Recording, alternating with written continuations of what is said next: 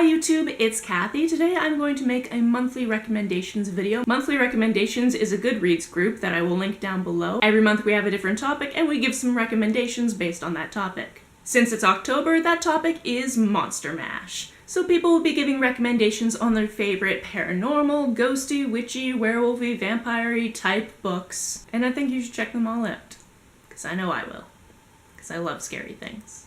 Also, this was a perfect time to wear my Wicked shirt that I bought 8 years ago and only sort of still fits, so I took it. Witches, you know, it's good.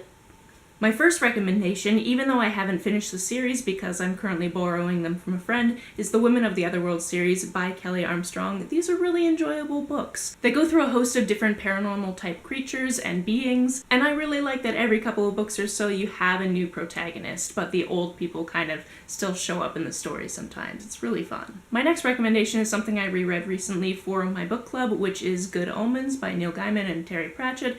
It's just incredibly English, and that's one of the most lovable things about it for me. This book is on the list because it's dealing with demonic characters, and I just find it incredibly fascinating. The next two are books I got as hand-me-downs and read years ago, and I remember enjoying, but I haven't read them recently. But I remember reading them back to back, so their plots have kind of slightly intermingled in my head, so I'm just going to recommend both of them, and you might like one or both of them. And that's Come Like Shadows and The Shadowy Horses. Come Like Shadows takes place at the Stratford Festival, and it centers around a production of the Scottish play.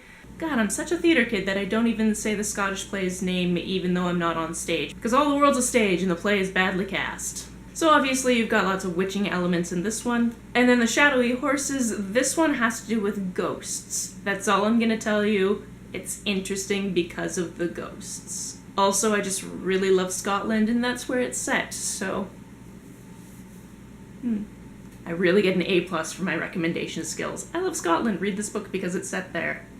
Whatever. Another on the list of I haven't read this recently, but I enjoyed it as a kid, just any Nancy Drew novel. This one specifically has witch in the title. There are other titles that have different beasties. In fact, I have a bunch of these really old versions of the book from my childhood on my bookcase, and I was looking through my bookcase to get something with an interesting title for this video. And then two of the shelves collapsed, pinning my arm in my bookcase, so I was stuck in my bookcase for a good 5 minutes the other day, trying to just take books off the shelf so I could slide my arm back on out of there. So, haunted bookshelf?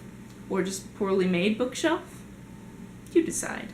My next is the start of a series that technically concluded, but is still being written, and that's The Gunslinger, which is the first in the Dark Tower series by Stephen King. What's interesting about this series is it's hard to find somebody that's read them all, and that I can talk to about them. I mean, there's whole communities out there, but if somebody and I happen to be talking about Stephen King, I'll ask them if they've read the Dark Tower series, and half the time they won't even know what that is. I mean, fair enough, he has written a lot of novels, but this right now is an 8-novel series, which is not something else he's done within his writing career. The original part is 7 novels, and then there's been an edition, and I believe there's being another edition written. And although it's scary, it's not horror. It's more of a sci-fi type of feel. And there's a lot of magic in this world that you just have to try to ken. There's also a crap ton of monsters and evilness, so it's very enjoyable. I liked this series so much that I got a tattoo. And my last recommendation comes in 3 parts. The Welcome to Night Vale novels. If you happen to not know, Welcome to Night Vale is a podcast, and from that podcast, which has been going on for many years now, they created a standalone novel, which is outside of the podcast. In fact, the place in the podcast where this takes place, the next podcast just starts with, well, we never have to talk about that, so you just want to know what happened, that everybody's like, oh, everybody knows that already happened, so we don't need to talk about it anymore. And then these 2 other novels. This is the first season of the podcast in written format, and this is the second season of the podcast in written format. If you've listened to the podcast, I really loved reading these because at the beginning of every episode, there's information from Joseph Fink or Jeffrey Craner or Cecil Baldwin or any of the guest writers or guest performers in the series. And really, it's just super interesting to me to see how something so weird and creepy and fantastic came to be. The synopsis that people like to give this world is Night Vale is a place where conspiracy theories are just true. I don't find it a perfect synopsis, but there's really no way to describe Night Vale. You just need to listen to it or to read it. Those are my recommendations for Monster Mash. If you have any recommendations for me, let me know down in the comments below. On the way down in the comments, if you hit that subscribe button, that would be very nice of you. You can like and share this as you see fit, and I will see you later. Bye.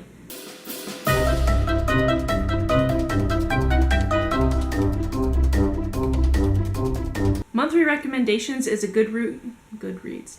Monthly recommendations is a Goodreads group.